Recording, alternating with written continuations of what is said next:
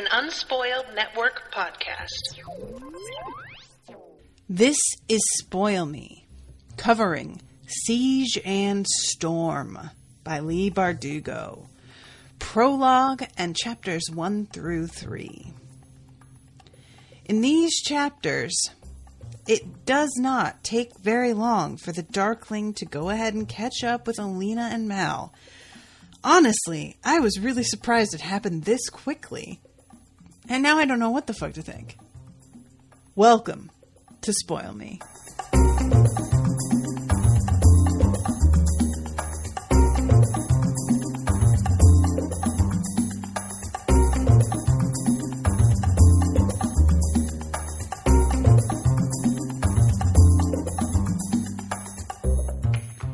Welcome to the show, everyone. I am Natasha. First of all, I want to thank Joanna for commissioning this episode and for her flexibility. Owen's father passed away a few weeks ago, and because of COVID, there was a delay in being able to schedule a funeral.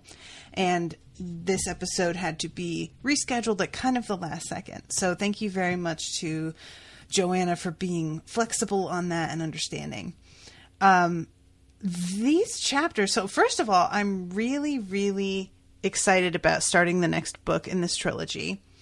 I don't want to look into things too much because spoilers hide in weird places, but I wonder how much time passed between the publication of the first book in this series and this book. And then the third one, how long exactly did it take for her to write the whole trilogy? And also, how long until she began Six of Crows? Last question. Is she continuing to write in this universe? Because I, again, do not want to go looking for too many things. But this so far has been a surprising section. I want to also mention that chapters 1 through 3, I am not entirely sure that that's 50 pages.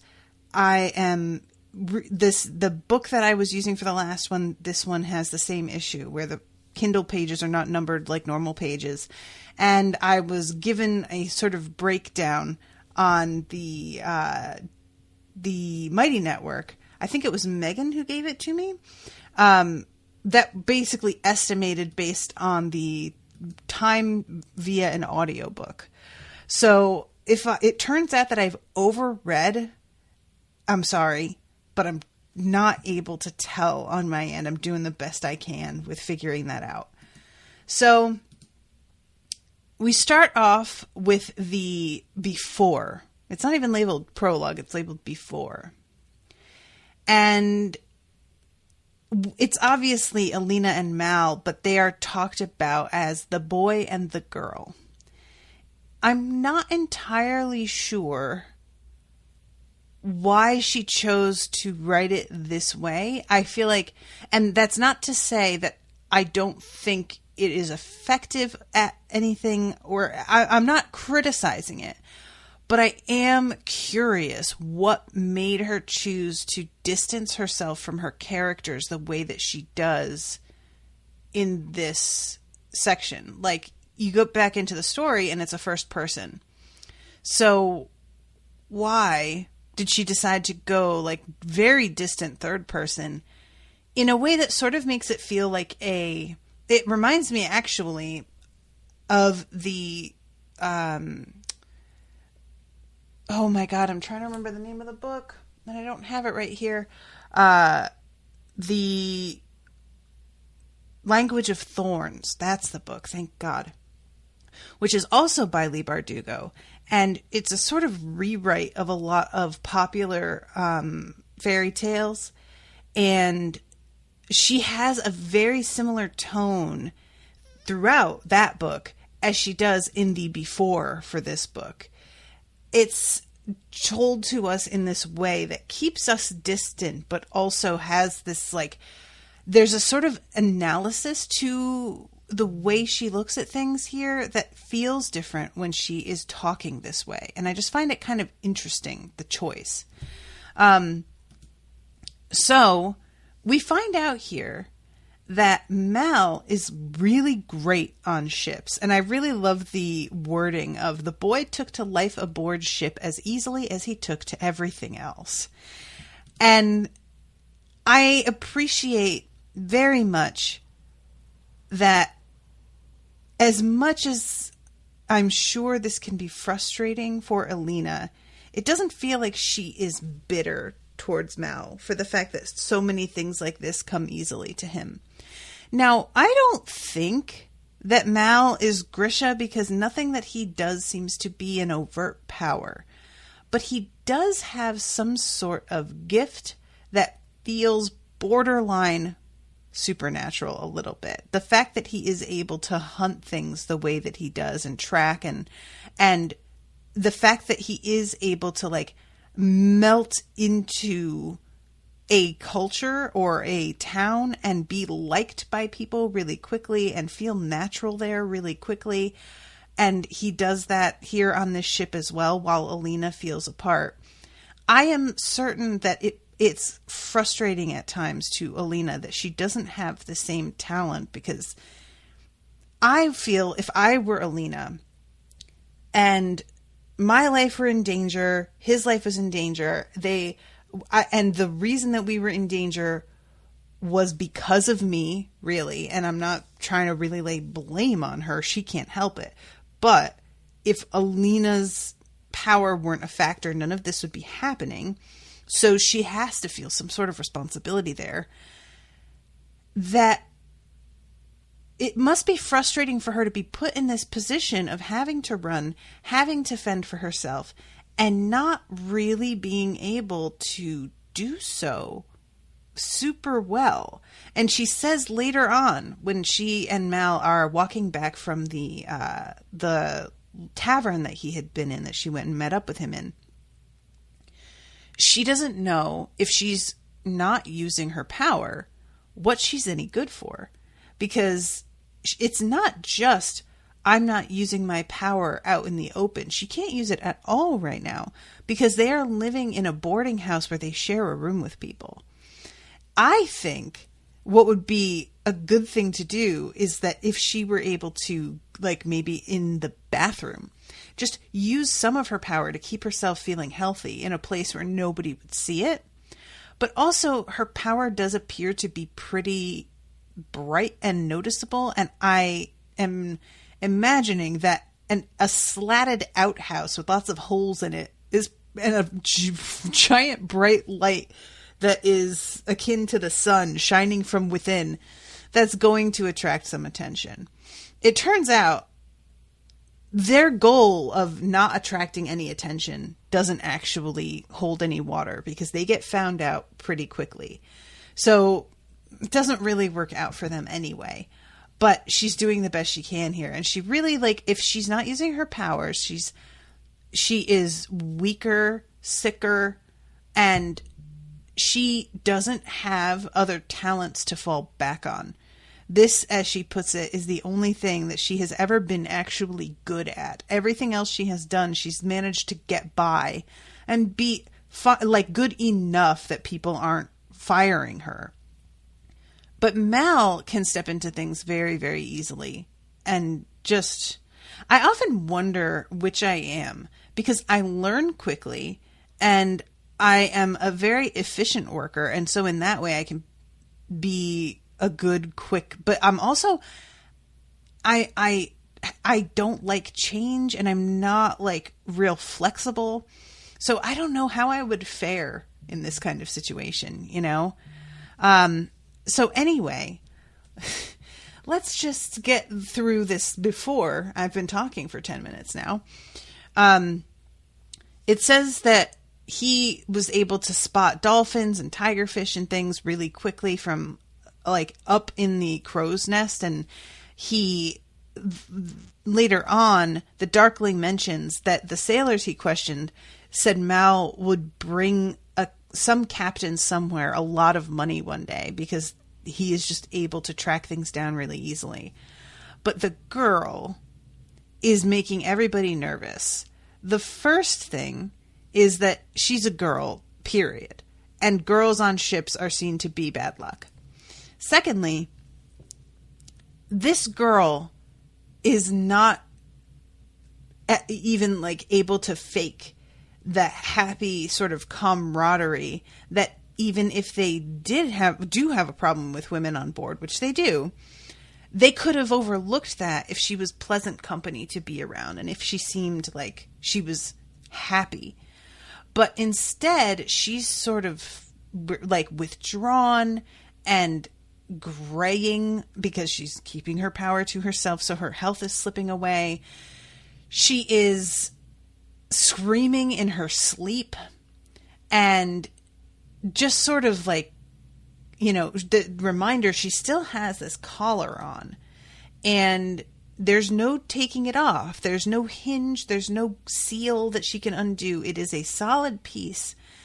And even if she could take it off, I don't know if she would. That's the main thing that I'm very curious about is if Alina, like, had a secret fabricator friend who was able to undo the collar in such a way that it could be placed back on her neck at some later point, would Alina want it removed? Or would she want to keep it on in case she needed to use her power and use it to the degree in which she would need it for self-defense? I don't really have a good idea about that because, like, my instinct is she would have it taken off because this was something that was placed on her against her will. Now, alternatively, even though it was placed upon her against her will, she sort of overpowered the aspect of it that made her oppressed by it and was able to take ownership of it again. Ownership. So if she has laid claim to it, maybe she wants to keep it on because now it feels truly hers in a way that it didn't before. I don't know. It's hard because, like, for me, the collar aspect of it is what makes the symbolism of a slave collar feel impossible to get around.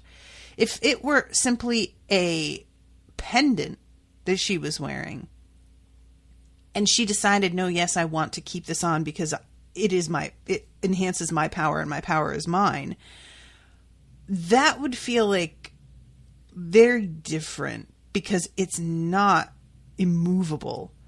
And it wasn't like she could take it off and then choose to put it back on again. But in this moment, she hasn't got the option to take it off at all. And if she did get the option to, it would be probably an option that wouldn't come around again quickly. It would be a decision she'd have to make under pressure. And who knows when the opportunity would come to get it fitted back on. And that it's much less simple than the simple putting on and off of a pendant or a pin or a ring or something like that. So I think that's part of what is tripping me up in terms of trying to predict how she'd react is the very nature of the artifact feels symbolic of slavery. Even if it were like something that she had chosen, I'd be kind of weird about it. And I don't know, you know, if the Darkling caught up with her and she had managed to get it off, my initial thought was that maybe he would kind of like, I don't think he would drop her as, obviously, the Sun Summoner, whether she has that particular focus or not, is super rare and very powerful. So it would still, she would be in play for sure. But I was thinking maybe it would diminish her importance to him somehow, at least temporarily. But then we find out that he has a plan for getting another amplifier and adding it to the one that she already has. And she has managed to take ownership of the amplifier she's got on now, but she won't be able to do that with the next one. So it's going to be the same thing all over again, except potentially worse because the power that he could unleash with a new amplifier will be even potentially exponentially stronger than it had been. And she's sort of mystified when she finds out what he's up to, because she's like, dude, why would you want to give that power to me? I tried to kill you once already. And does not seem concerned about it. He seems pretty confident that he will be able to keep her under control now. We'll talk about why, because he's got some new abilities now that weren't there before. So there's a really there's a kind of fucked up thing that happens. We find out, she's waking up and screaming in her dreams and having these nightmares. And Mal is telling her, it's only a nightmare. The dreams will stop. And it says, he didn't understand. The dreams were the only place it was safe to use her power now, and she longed for them. That is so heartbreaking. That, the dreams are terrifying and upsetting and disturbing, and yet the one thing that has made her feel whole and healthy and safe and strong, she cannot do now outside of the dreams. And that just fucking broke my heart, guys. I'm not going to lie to you. I was just like, oh, that is really mean. So then we have the moment where the ship comes into port. The boy and girl scan the dock, searching the crowd for a flash of Heartrender Crimson or Summoner Blue for the glint of sunlight off Ravkan guns. And she is praying to herself, please let us be safe here. Let us be home. Unfortunately, that is not to be. So then we go into chapter 1. And it's the first person again. 2 weeks we'd been in Kofton and I was still getting lost. I really enjoy this. Moving to a new place, it's a sort of an interesting dichotomy inside me personally. And I don't know if this is just me, but I don't have a problem with the idea of picking up and going somewhere unfamiliar. The concept of that is exciting, and I like that. But once I get to the unfamiliar place, I have to actively work to overcome the anxiety of going out and knowing that I'm probably going to get lost the first several times that I venture to certain areas. And it is really a sincere, deep anxiety that I think having a cell phone has made a lot better, because being able to find directions quickly or be in contact with somebody helps a lot. But I didn't have a cell phone when I moved the first few times. And when I lived in London, I didn't have one. And God help me, you can stop and ask people for directions, but if you are in some place that's sufficiently unfamiliar, the directions they give may not be helpful to you at all. So I kind of felt for her on this one, and just the feeling of just being like, I've been here a minute. Can't I figure this out by now? So what they've each been doing for work is, she has been packing Gerda root. Gerda? Is it Gerda or Gerda? I feel like there's a later, because she says Gerda, but I feel like what she mentions later that she packs is a different thing. Let's see. I'm trying to find the spot. Surrounded by fields of the little orange flowers that people chewed by the bushel, the stimulant was considered a luxury in Ravka, but some of the sailors aboard the Verhader had used it to stay awake on long watches. Oh, right. She finds him in a gin shop. I think it's Gerda, though, that she's packing. I don't think I got that. I think I got things mixed up there. Because I believe later she mentions that her fingertips are dyed orange from doing that. So she is walking along and she has this moment of thinking that she sees a corporalki, and she grabs her dagger and slides off to the side into this corner, and she really is ready for a fucking fight about to come at somebody. And then a second later she realizes that it's a little girl who's just happened to be wearing red. And she realizes that not enough time has passed for her to feel safe, and she tells herself that it'll get easier, but I don't know if I buy that. I feel like if you are somebody on the run, I'm sure you can't keep your guard up entirely for very long without it just being exhausting. But I would imagine that the fear of being caught never really goes away, that there's always a little bit of paranoia, especially in a city, you know? So, and I like too that she even mentions that she has this dagger to defend herself, but it's not a good dagger. It's really flimsy, and she misses like the weaponry that she used to have access to.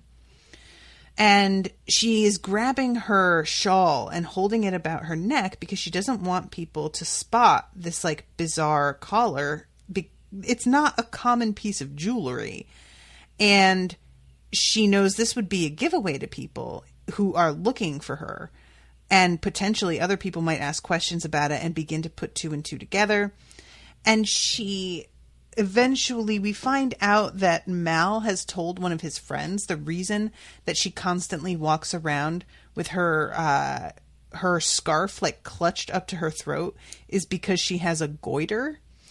And she gets mad at him, but like honestly, that's a really genius explanation. And I enjoy the fact that he came up with a decent explanation for it at all, because I don't know what I would have said, you know. I have no idea what my explanation would have been for that. And she's even thinking, because it's still pretty cold out, and so she's able to do this with her shawl, but she doesn't know once it gets warm what she's going to do, because she's not going to be able to wear high-necked sweaters and shawls and scarves anymore. And really, there's no plan. It's just sort of, well, I hope that we're no longer in the city by then. And that's as good a plan as she's got. And she goes into this gin place, and I really love that all of these girls are staring at Mal when she walks in, and she notices immediately because the attention is solely focused on him. She gets really self-conscious because she is officially with Mal now. This is a very different situation than what we were introduced to in the first book, where the girls were all going crazy for Mal then too, but she and him, they weren't together. He had not realized how he felt about her yet. So it was just sheer hopeless jealousy at that point, watching the women who threw themselves at him and sometimes were accepted. Now, she's in a position where she is with him, and the women are looking at the two of them, trying to gauge how much of a threat she is, and whether she is whether she is basically hot enough to keep him, or if they could pose a threat to her and get him to leave her. And later on, a woman genuinely in front of her asks him, or she doesn't ask him, she just is like, gets her tits out, essentially, almost entirely, and says, if you ever get tired of skin and bones, I have something to tempt you. Now, those of us who either, one of two things, we dated somebody who was out of our league, or we thought we were dating someone who was out of our league, know this feeling well. I realize now, the reason I said that second one, I thought when I was in college that I was dating somebody out of my league, and that when we got stared at as a couple, it was people wondering what he was doing with me. And I realize now I was definitely out of his league. I don't know why I thought that. I was just infatuated with his face. And when we got stared at, I actually think it was the reverse that people were thinking. But I didn't see it at the time. And I cannot tell you how self-conscious I was. How much I went out of my way to dress to the nines and really look my best, because I didn't want to feel that people were thinking that. And I did. I really did. And I wonder what it's like, because there are so many, especially dudes out there, who date out of their league because women don't have good standards. We don't believe we deserve as much as we definitely do deserve. And we are willing to lower ourselves to dating guys who do not deserve us. And that doesn't necessarily mean guys who don't look good. That can just mean a guy who doesn't treat us well. But I think that women can be much more forgiving of appearance than guys are. Guys are, they can be kind of brutal that way. And women are hard on ourselves. And so we have a disparate idea of what a man of comparable attractiveness looks like. And I would love to know, for dudes who genuinely do date above themselves, if they even have this feeling, or if it's just they really are so proud of the fact that they got somebody out of their league that the pride in that accomplishment supersedes any sort of self-consciousness they may have had. I don't feel like I run into many guys who are with a more attractive woman and the guy seems particularly worried about it. It happens occasionally, but mostly it happens when a guy is concerned that the girl is going to cheat on him. And it's not even like a general anxiety. It's a specific, like, sort of jealousy that comes out. And I really felt for Alina in these moments, because we know that when she is using her power, she looks amazing. And she has been like withering away because she can't do that anymore. So, her kind of life force is diminishing. And that is even worse. To be less attractive than a person and still be with them and feel self-conscious about that and genuinely be less attractive is one thing. To be perceived as less attractive because you are oppressed and not able to be at your best, that's like insult to injury. That's really mean. So anyway, we have this scene with her coming and getting him, and the whole thing with his friend and the goiter that she has. The girl that throws herself at him on the way out. And I love when she says, "I have something to tempt you." He gives her an up and down look and says, "No, you don't." And we find out, because he like pulls her into an alley and starts kissing her. They, I do not think, have had sex yet, because they haven't had any privacy. They've been on this ship with everyone. They've been in this boarding house sharing a room. So as far as I can tell, I don't think that they've done it yet, which I guess means Alina is still a virgin. She hasn't slept with anybody before. I remember her saying, because of her sort of infatuation with the Darkling initially. So they wind up getting gripped up. And I really hated reading this, because I thought she was having another false alarm moment. And it turns out it's totally a real one. Because it says, "I shook off my nervousness. I'd been jumpy all afternoon." And I'm thinking, yeah, stop being so jumpy, girl. It's okay. We're only in the first chapter. You can't get caught this soon. I was not correct.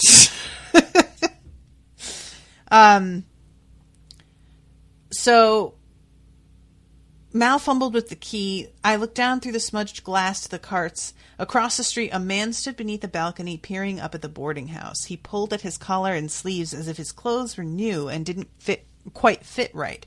His eyes met mine through the window, then darted quickly away.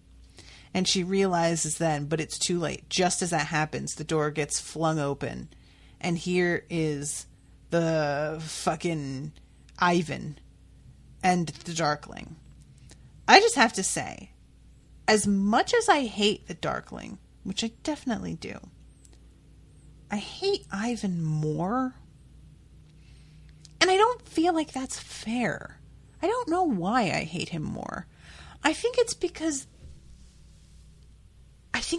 he's falling for the okie doke, And so I have a combination of hatred for his like willingness to participate in this cruelty on principle and contempt at the fact that he is being duped and totally doesn't see it.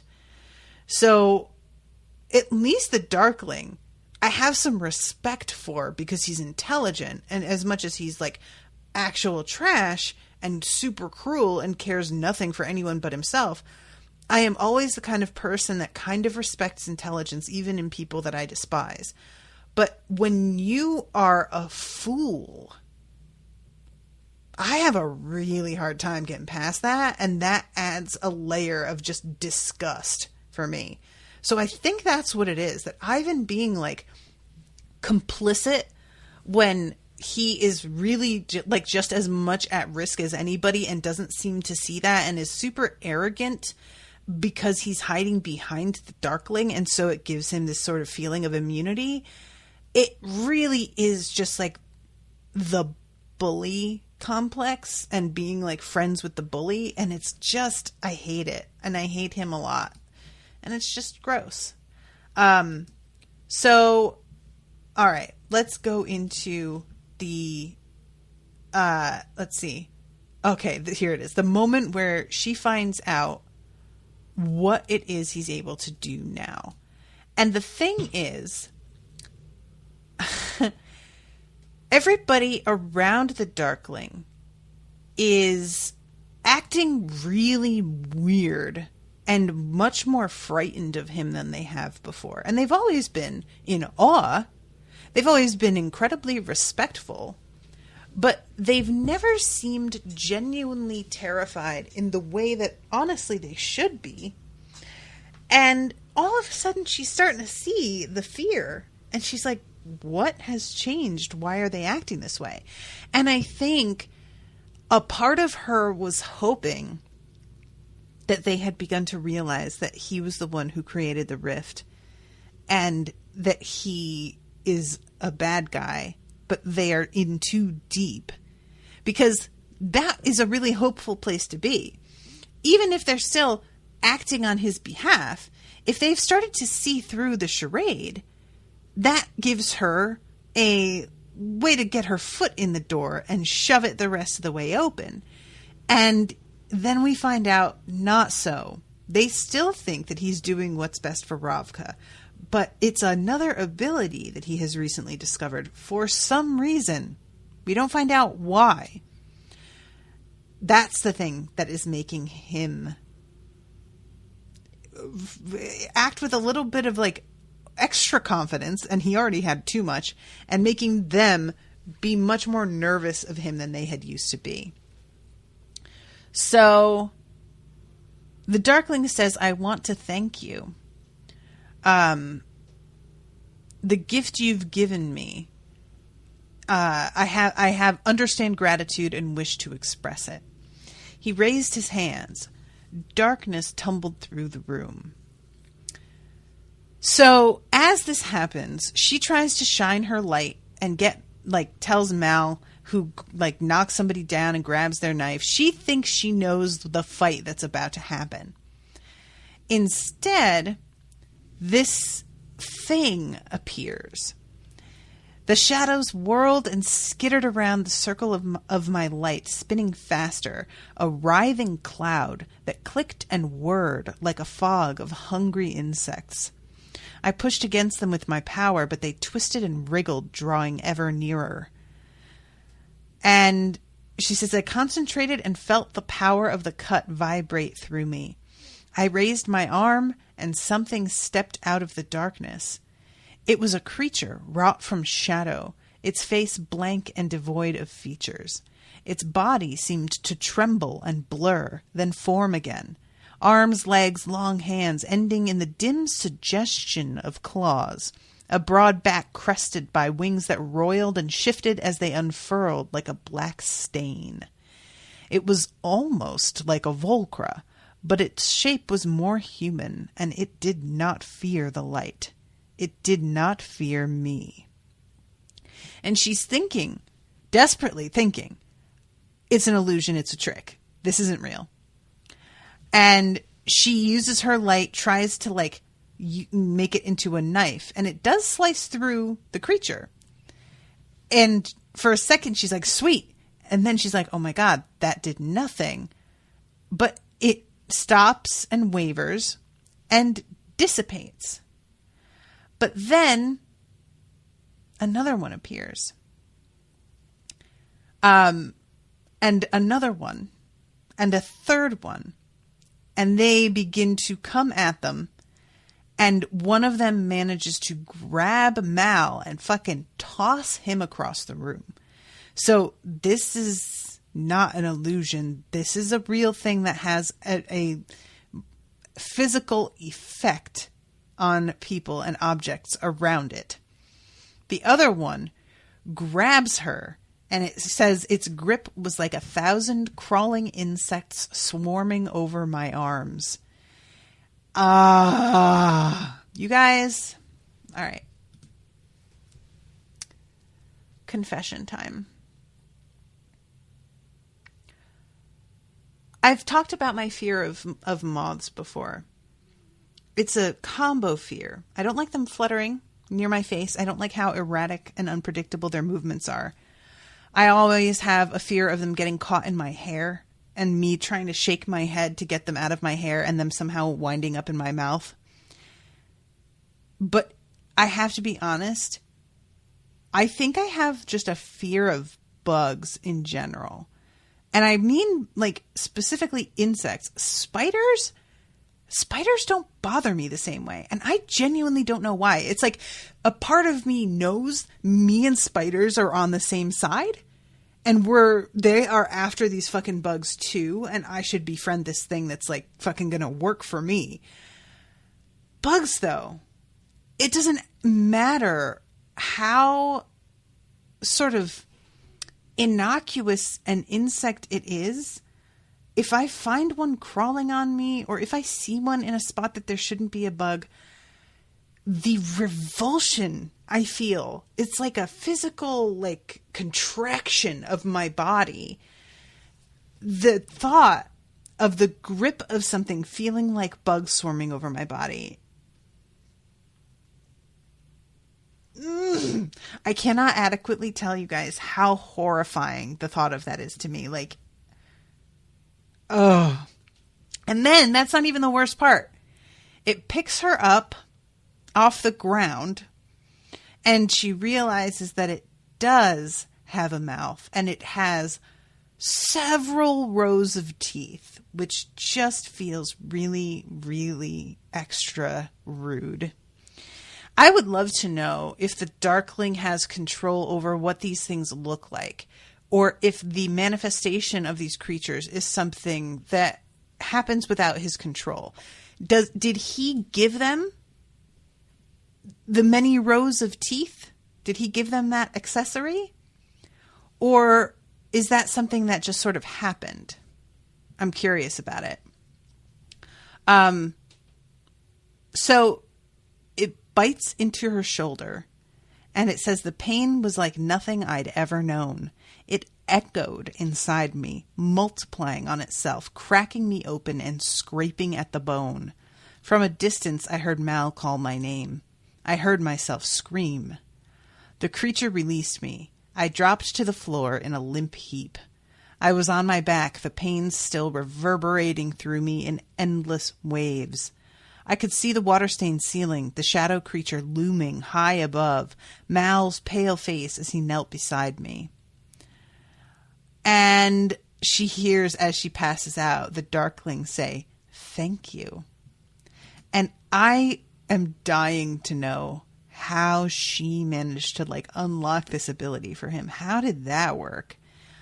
Also, it feels like the pain of the thing is more excruciating to her than than a bite would normally be from something comparable that were the same size and power, because of it being made of shadow stuff. And she's the sun summoner, and maybe she's just much more susceptible somehow to darkness penetrating her skin, and like that, maybe that hurts her more somehow, you know? So we start off chapter 2, and she, it turns out, is on a ship, and somebody is saying, put her back under. And we find out later that this is Ivan slowing her heart rate to make her pass out. And they actually keep her unconscious for a week, which when she wakes up and realizes that much time has passed, I mean, that's a terrible shock to realize that you've lost that much time. Ouch. You know, like, Jesus. Just to feel that helpless. Ivan's power is really upsetting.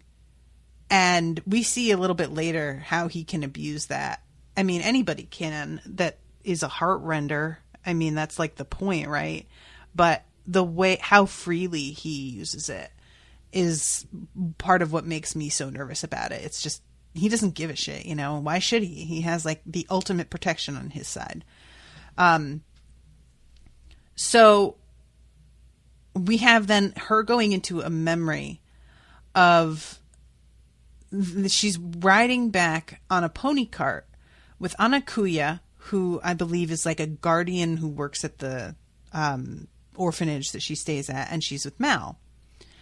And we pass a man and a woman on the side of the road. He is whistling as they go, waving his walking stick in time with the music. The woman trudges along, head bent, a block of salt strapped to her back. And she says, why doesn't he buy a donkey? And Anakuya says he doesn't need a donkey. He has a wife. And the man doffs his cap and is very smiley and waves to them. And Mal, talking about how he's going to marry Alina, bounces around and waves back. I look back over my shoulder, craning my neck to watch the woman slogging along behind her husband. She's just a girl, really, but her eyes are old and worn. Anakuya misses nothing. That's what happens to peasant girls who do not have the benefit of the Duke's kindness. That is why you must be grateful and keep him every night in your prayers. Y'all, women's labor is so undervalued, and I'm so tired of it. I really, really am. I really, really am. And I'm so lucky in my relationship. Like, I do the majority of domestic labor in this house, but it is appreciated and acknowledged that I do. And it's not, I don't do it because Owen refuses to. Owen works like 12 hours a day. So he does not have the time. I can't imagine what this place would look like if he didn't have me, you know? But I don't feel like I'm being taken advantage of the way that I did in my previous marriage. And the women that I hear about, I mean, I got fed up with what I was doing in my marriage, and I didn't even have kids. And what the shit that you read about men getting away with, and how completely unconscious they are of it. You know, Mal is sitting next to her. He is seeing the same scene. He is seeing the woman who is being used as a pack horse. But does he notice that? No. He waves to the other man, completely oblivious. Because dudes don't need to notice. That doesn't fucking matter to them. And that's what guys don't understand, is they don't necessarily treat a woman that way themselves, but they don't necessarily notice anything wrong when a woman is being treated that way.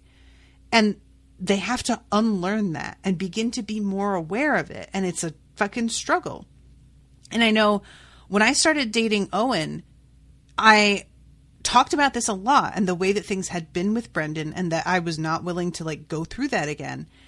And explaining to Owen what I meant, he began to really internalize that, and then started to notice it with his grandmother and grandfather.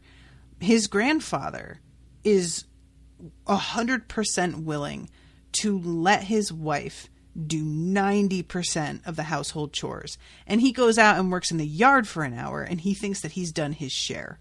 Meanwhile, she has made breakfast, lunch, and dinner, cleaned the kitchen, vacuumed, made the beds, created the invitations and everything for an event that they're all having. And he will still, from the couch, as she's doing all this, call her over to refill his drink. That kind of thing. And this moment coming up now is really interesting to me because it puts the idea of her being used by the Darkling in a different light. And the Darkling stealing her power away and her autonomy, essentially in a form of violation that is akin to rape, that was already terrible. But then to put it in these sort of terms where there's it feels like there's a comparison here to letting a woman do all the labor while you ride along behind her. That didn't even occur to me. And that feels like I should have noticed, So anyway, she comes up out of this, but then gets put back under and unconscious again. I look back. The girl struggling beneath the weight of the salt block has my face. Bagra sits behind me in the cart. The ox feels the yoke, but does the bird feel the weight of its wings? Her eyes are black jet. Be grateful, they say. Be grateful. She snaps the reins. Wake up. This time I don't recognize the voice. Bring her out of it. And there's this guy who's sort of... we find out later that he's probably the one that's in charge. Or the one that had been in charge before the Darkling shows up. A boy leans over me, ruddy hair, a broken nose. He reminds me of the Two Clever Fox, another of Anakuya's stories. There's another boy standing behind him, but this one is a giant, one of the largest people I've ever seen. His golden eyes have the shoe tilt. And this Too Clever Fox, it says, smart enough to get out of the trap, but too foolish to realize he won't escape a second, which I feel like is a little bit of foreshadowing. Alina, says the fox. How does he know my name? The door opens and I see another stranger's face, a girl with short dark hair and the same golden gaze as the giant. They're coming, she says. The fox curses. Put her back down. The giant comes closer. Darkness bleeds back in. And we go on in this way with these hallucinations. And finally, she wakes up and Genya is there. And they have this sort of terrible confrontation where Alina wants to know how much Genya lied. Basically, not in data. Here's the things that I lied about. Here's the things I told the truth about. She's trying to figure out if Genya ever actually meant it about their friendship. And she claims that she did to a degree, but pretty quickly, Alina asks what happened to the letters that she wrote for Mal.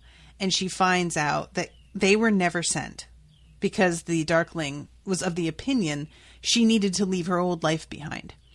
And realizing that Genya lied to her like that is just, while she was smiling and hanging out with her, the whole time, Alina thought she had finally found at least a friend in this place that was super unfamiliar and full of people who saw her as a threat for some reason that she didn't even understand or actually identify with. She thought she had somebody on her side, and then to find out that this person was going behind her back and carrying out orders and lying to her face. This is rough. I don't blame her for how angry she is. And it says, as we left the cabin, we were engulfed in a wall of stench.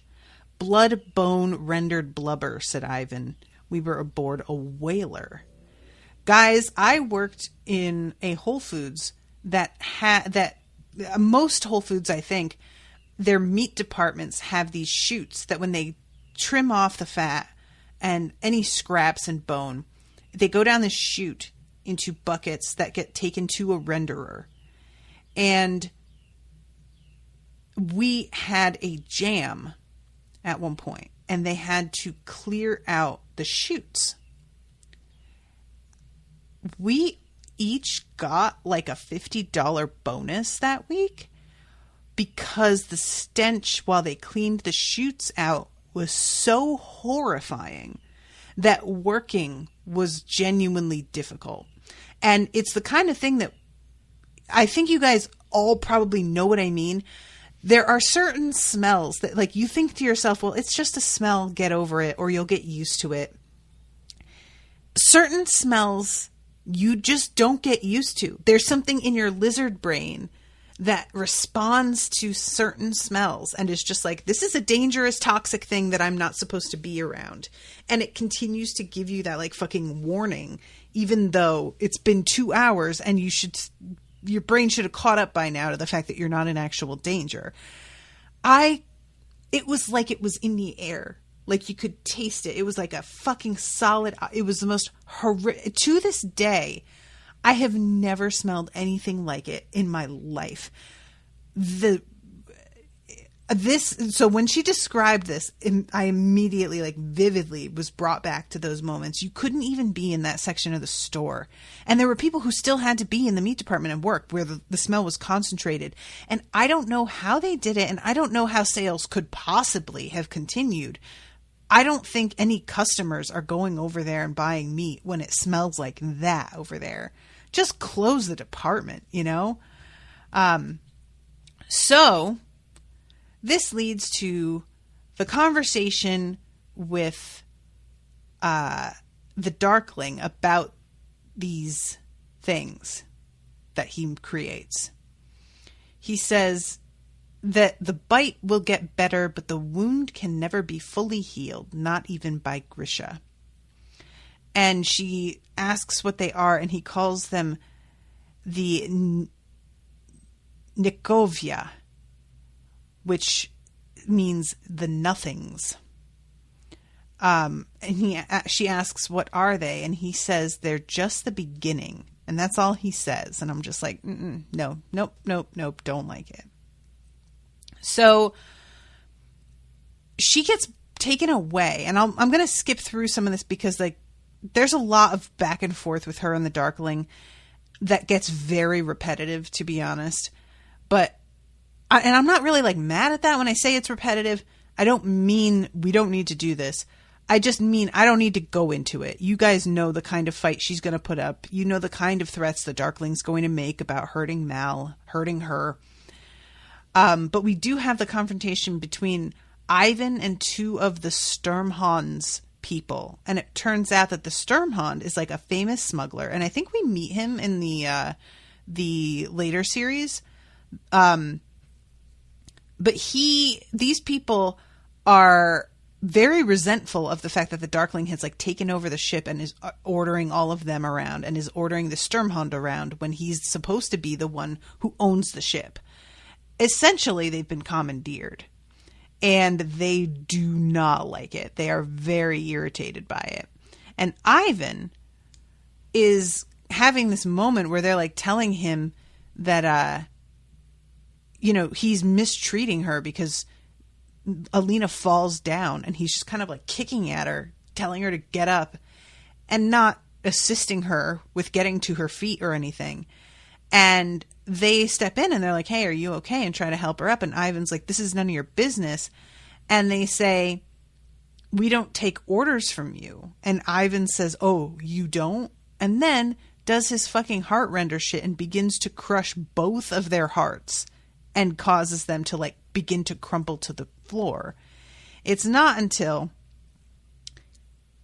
the Sturmhond comes up behind him and puts his gun to Ivan's fucking temple that he stops and steps back.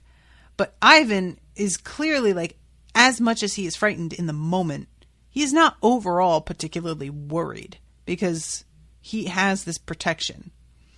I don't care who you are on land. On this ship, you're nothing but ballast, unless I put you over the side, in which case you're shark bait.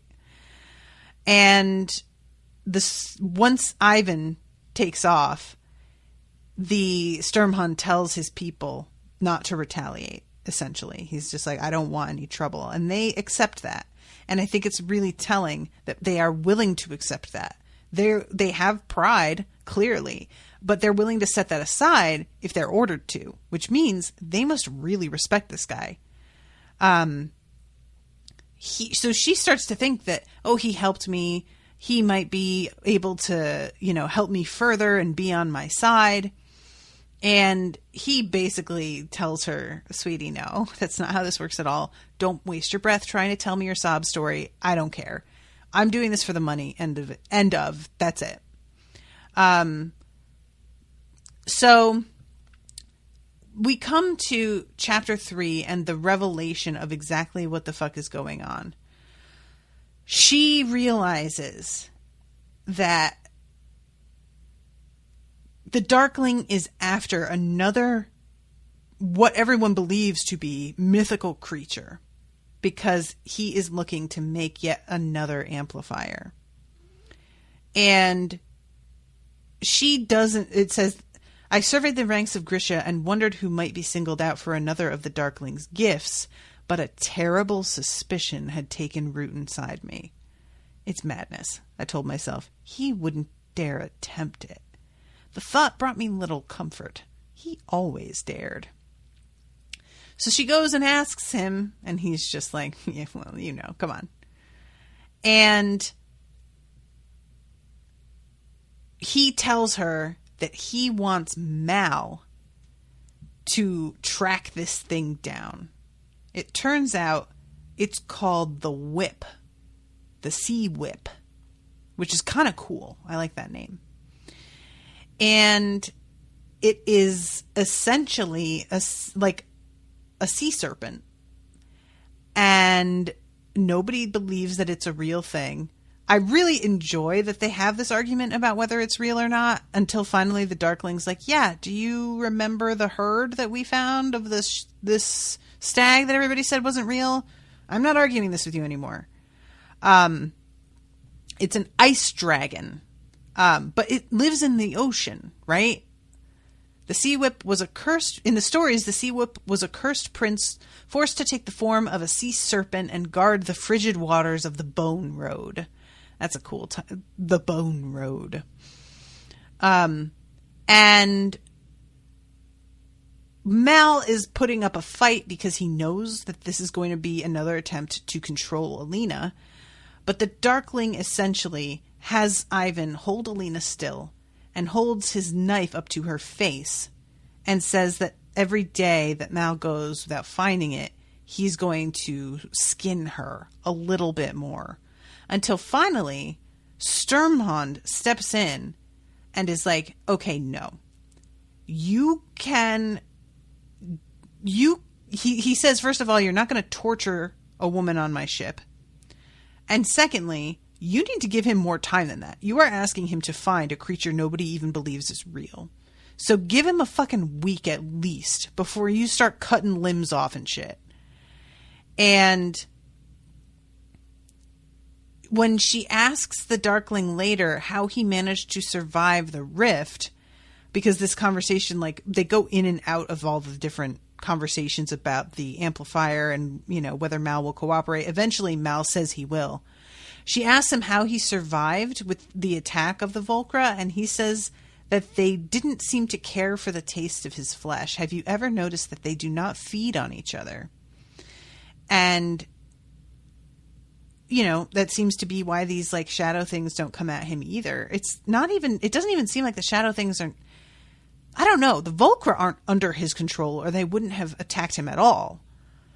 The shadow things seem to be under his direct control in a way the Volcra aren't. It's not like he just creates them and then they do a thing and they're out. It seems like they retreat back to him after they do what he, like, puts them out there to do. So she starts arguing with him here about combining amplifiers and the fact that that is not something that is supposed to be even possible. And she says that, you're about to do something really dangerous and arrogant. And Bagra warned me that you were arrogant and blinded by ambition. And he's like, oh, really? What else did she say? And I loved this. She says that she loved you, that she believed you could be redeemed. And she realizes, because he actually looks kind of hurt, that probably he really, like, it was a struggle for him to hurt Baghra the way that he likely did. She doesn't know what he did to her, but we're assuming she's dead. She might not be, but we're assuming she is. And it was not easy for him. And it's sort of nice to know that there's at least one person that he seems to feel bad about having hurt. And lastly, because the whole thing with Mal begins to zero in and thinks he knows where it is and directs things a little bit more. As that is all happening,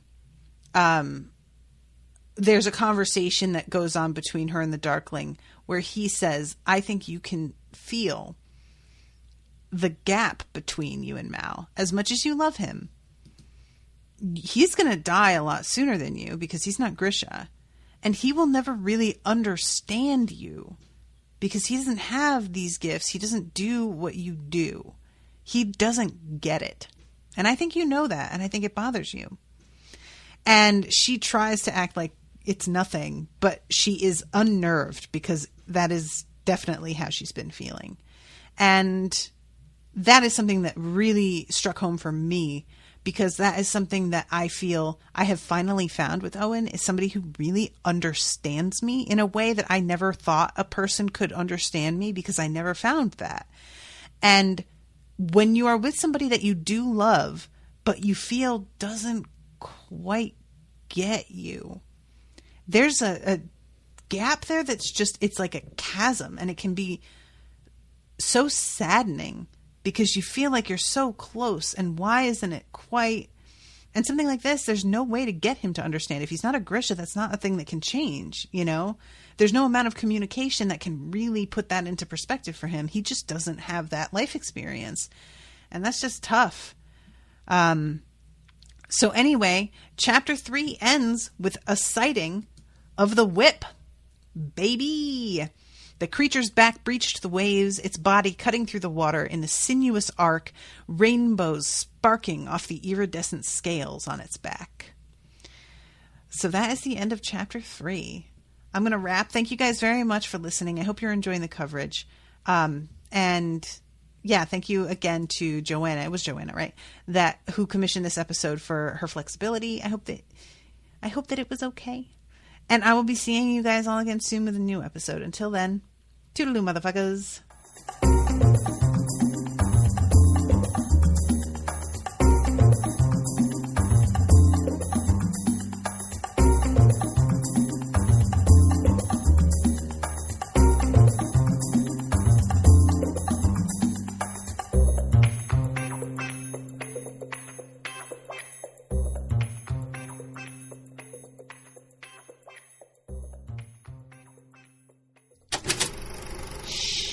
That was an Unspoiled Network podcast.